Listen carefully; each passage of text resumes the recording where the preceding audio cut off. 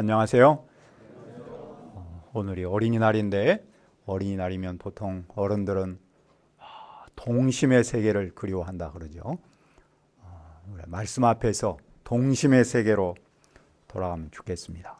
우리 요절 말씀 3장 1절을 같이 한번 읽겠습니다. 3장 1절 시작. 사람이 만일 화목제 제물을 예물로 드리되 서로 드리려면 수컷이나 암컷이나 흠없는 것으로 여호와 앞에 드릴지니 은혜로우신 아버지 하나님, 이 시간 예배하기 위해서 이 자리에 나왔습니다. 성령 하나님이시여 저희의 마음을 다시 한번 새롭게 해주시고 주님의 말씀을 듣고 깨닫고 또 그 말씀대로 살아갈 수 있도록 인도하여 주옵소서. 성령 하나님께서 이 예배 가운데 함께 하시고 축복하여 주옵소서. 부조한 좋은 예수님의 이름으로 기도합니다. 아멘. 우리는 5가지 제사가 있는데 오늘은 그 3번째인 화목제입니다. 화목제는 무엇을 말하며 그것이 오늘 우리에게 주는 뜻은 무엇입니까? 첫째, 화목제는 우리와 하나님, 우리와 동역자 사이의 관계 회복을 이룹니다. 1절은 말씀했습니다. 사람이 만일 화목제 제물을 예물로 드리되, 여기서 화목제라는 말은 평화제물 또는 사귐제물, 그래서 영어로는 peace offering이라는 말을 쓰고 또 관계라는 말을 쓸 때는 fellowship offering이라는 말을 씁니다. 화목제는 우리와 하나님과의 관계를 회복하고 하나님과 우리 사이를 평화롭게 이루어지는 것을 말합니다. 그 제물을 여호와께 어떻게 바쳐야 합니까? 제사자가 소를 예물로 드리려면 수컷이나 암컷이나 상관이 없습니다. 중요한 것은 흠이 없는 소중한 것을 드려야 합니다. 제사자는 소를 드릴 때 그것의 머리에 안수하는데 그것은 제사자와 제물이 하나가 되는 것이죠. 소를 드린다는 것은 곧 자기 자신을 드리는 것을 말합니다. 제사장은 그 제물을 피를 받아서 제단 사방에 뿌립니다. 또 제사장은 제사자가 가져온 내장 전체를 덮고 있는 기름기와 2 콩팥과 간 등을 받아서 제단 위에서 불태웁니다. 그것은 하나님께서 받으시는 향기로운 냄새입니다. 화목 제물의 핵심은 하나님과 우리가 화목한다는 겁니다. 이 말은 하나님과 우리가 관계를 회복한다, 하나님과 우리가 평화를 누린다라는 뜻이라고 했죠. 그런데 이 말에는 하나님과 우리가 관계를 잘 맺고 있지 못했다, 하나님과 우리 사이가 평화롭지 못했다라는 전제가 있습니다. 왜 이런 전제가 생겼습니까? 그것은 아담과 하와가 에덴 동산에서 하나님 말씀대로 살지 않고 자기 마음대로 살았기 때문입니다. 본래 에덴 동산에서 사람과 하나님 사이는 정말로 좋았습니다. 정말로 평화로웠습니다. 하나님과 사람 사이가 좋으니 사람과 사람 사이도 좋았습니다. 아담과 하와는 정말로 서로 사랑했습니다. 하지만 하나님과 아담과 하와 사이가 나빠졌습니다. 왜 나빠졌습니까? 아담과 하와가 말씀대로 살지 않고 자기 생각대로 살았습니다. 그 순간 하나님과 그들의 사이가 깨졌습니다. 하나님과 그들 사이가 깨지니 그들 부부 사이도 깨졌습니다. 하나님과 사람 사이가 나빠지니 사람과 사람 사이도 나빠진 것이죠. 보통 에덴 동산을 잃어버린 것을 신락원, 로스트 파라다이스라고 말하잖아요. 에덴 동산을 회복하는 것을 복락원, 레스토 파라다이스라고 말합니다. 그런데 그 신락원, 복락원이라는 말은 좋은 환경을 잃어버리고 좋은 환경을 회복한다는 말이 아닙니다. 관계성을 잃어버렸고 관계성을 회복한다는 겁니다. 그 관계성의 핵심은 하나님과의 관계성을 잃어버렸고 그 잃어버린 하나님과의 관계성을 회복하는 것, 그것이 곧 낙원입니다. 그러니까 낙원의 핵심은 환경에 있지 않고 관계성에 있는 것이죠. 그 관계 회복의 시작은 바로 하나님입니다. 하나님과 관계를 먼저 회복하면 사람과 관계도 회복됩니다. 부부 사이, 부모와 자식 사이, 또 우리가 만나는 매일 사람과의 그 사람 사이의 관계 회복은 하나님과 관계 회복에서 시작합니다. 하나님과 관계 회복이 뿌리라면 사람과의 관계 회복은 열매라고 말할 수 있겠죠. 오늘 우리 사회에서 사람이 겪는 가장 큰 고통 중 하나를 들라면 왕따라고 생각합니다. 그런데 타의에 의한 이런 왕따도 문제이지만 자기 스스로 자기 자신을 사랑과 관계성을 맺지 못하고 고립시킴으로써 느끼는 외로움은 더 큰 문제가 아니겠어요? 현대인의 불행은 다른 사람과 관계가 깨어짐으로 시작을 했습니다. 그렇다면 사람의 행복, 현대인의 행복 또한 사랑과 관계성을 회복하는 데 있겠죠. 그만큼 사람은 사회적 존재이기 때문일 겁니다. 그러면 어떻게 다른 사람과 관계를 회복할 수 있습니까? 사회학자는 사회학적으로 진단을 내리고 심리학자는 심리학적으로 처방을 내립니다. 그 나름의 일시적 효과는 분명히 있습니다. 하지만 본질의 해결책은 무엇입니까? 성경은 하나님과의 관계 회복을 인류의 모든 관계성 회복의 정답으로 제시하고 있습니다. 우리는 화목제를 통해서 하나님과 관계를 회복하고 믿음 안에서 형제 자매와 관계를 회복합니다. 하나님과 수직적 관계 회복은 사랑과의 수평적 관계 회복으로 나타나기 때문입니다. 둘째, 화목제는 교회 공동체성을 다룹니다. 만일 제사자가 양을 제물로 드릴 때는 어떻게 해야 합니까? 수컷이나 암컷이나 흠이 없는 것으로 바쳐야 합니다. 제사자는 그 제물의 머리에 안수하고 제물을 죽이죠. 제사장은 그 피를 제단에 뿌립니다. 제사자가 기름, 콩팥, 간 등을 제사장에 주면 제사장 그것을 불살라 바칩니다. 만일 제사자가 염소를 제물로 바치면 어떻게 합니까? 똑같습니다. 다만 제사자는 제물을 드릴 때 기름기와 피를 먹으면 안 됩니다. 당시 기름을 가장 비싼 것으로 여겼고 소중한 것으로 여겼습니다. 피는 생명을 상징합니다. 따라서 하나님께 드리는 것은 하찮은 것이 아니라 가장 소중한 것을 드리고 자기들은 그것을 먹지 않는 것이겠죠. 하나님께 예물로 드리고 남은 고기는 어떻게 합니까? 11절을 한번 읽어봅시다. 11절 시작.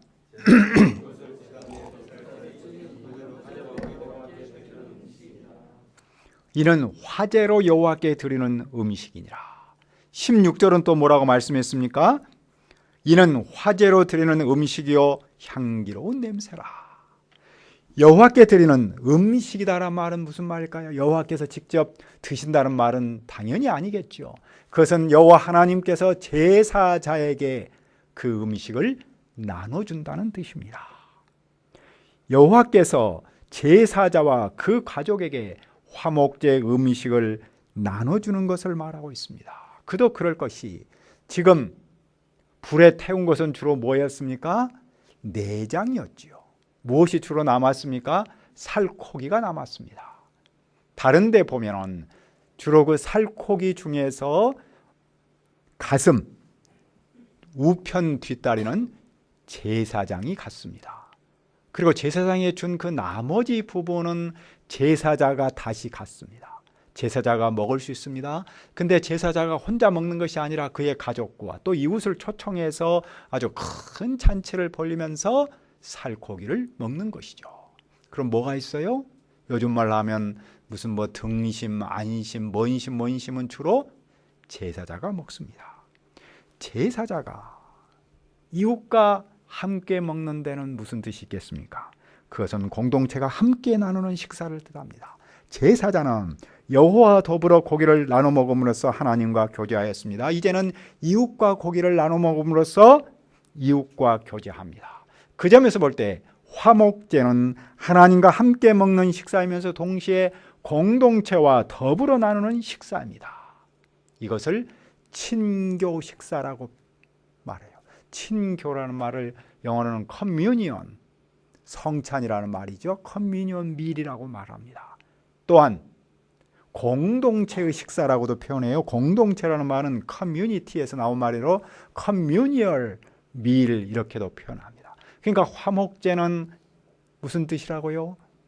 서로 사랑하는 믿음 안에서 믿음의 길을 가는 형제 자매가 서로 사귐을 갖기 위해서 먹는 것이면서 동시에 우리 교회 공동체를 상징하는 식사라는 뜻입니다. 그도 그럴 것이 믿음의 형제 자매와 사귐이 없다면 하나님과 온전한 관계가 회복되었다고 말할 수 없기 때문입니다. 오늘 우리는 이것을 어디에서 체험할 수 있습니까? 주일 예배로부터 시작해서 일상성 속에서 우리가 믿음의 형제 자매와 함께 식사하고 함께 사랑의 교제를 나누는 데서 체험할 수 있습니다.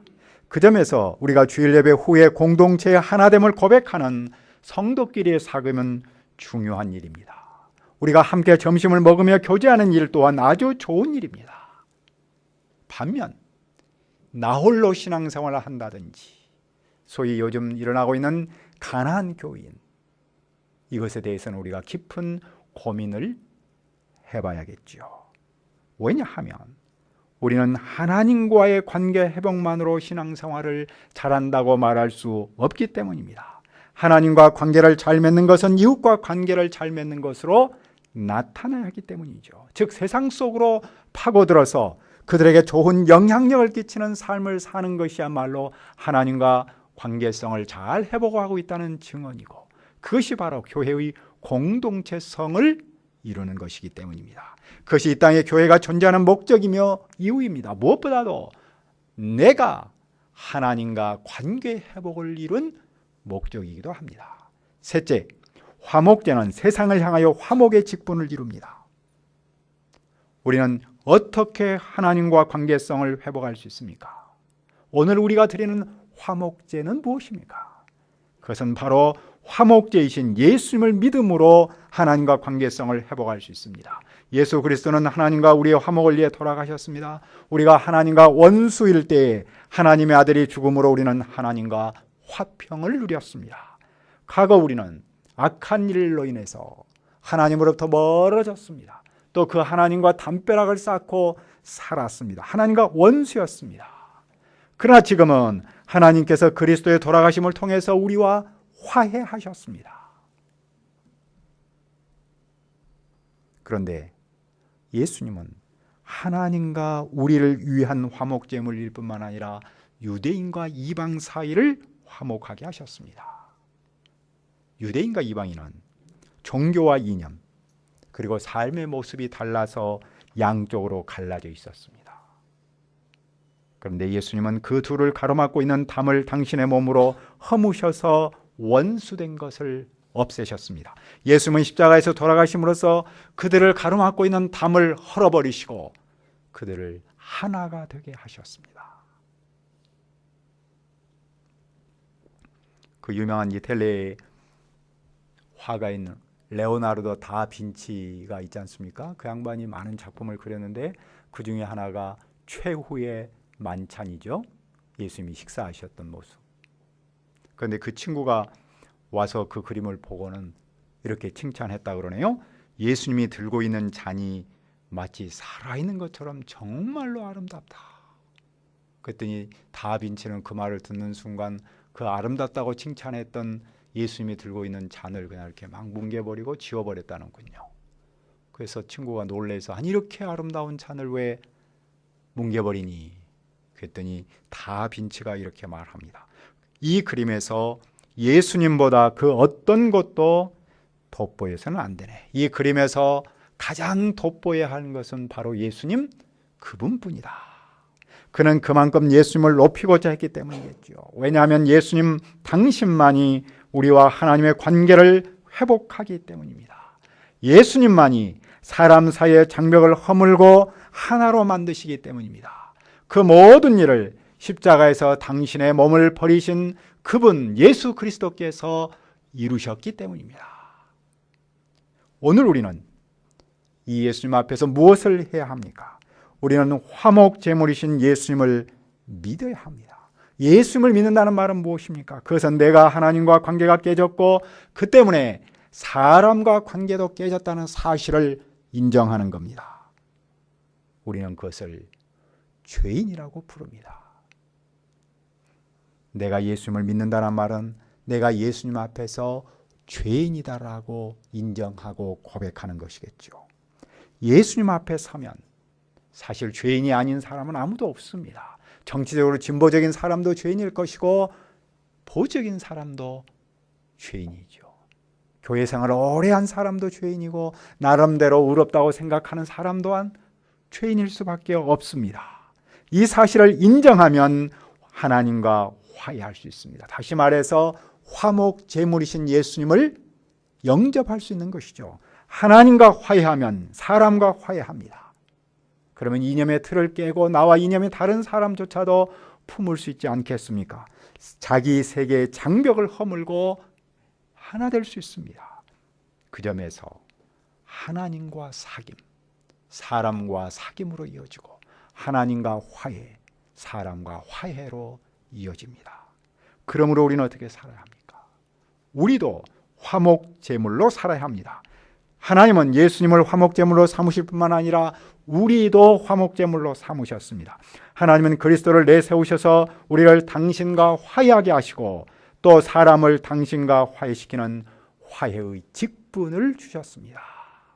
바울 사도는 자기야말로 화해의 직분을 받았다라고 말합니다. 그래서 그는 일생 동안 이방인과 유대인 또 사람과 사람 사이의 화해의 메신저로서 살았던 것이죠. 화해의 직분이란 무엇입니까? 그것은 세상 사람에게 평화의 메시지를 전하며 하나님과 화해하도록 하는 것이겠지요. 즉 화목제물이신 예수님을 증언하는 겁니다. 이 시대에 진정 화해의 직분이 필요할까요? 세계 이곳저곳에서 테러가 자주 일어나고 있지 않습니까? 거기에 보면은 종교 갈등이 대부분이죠.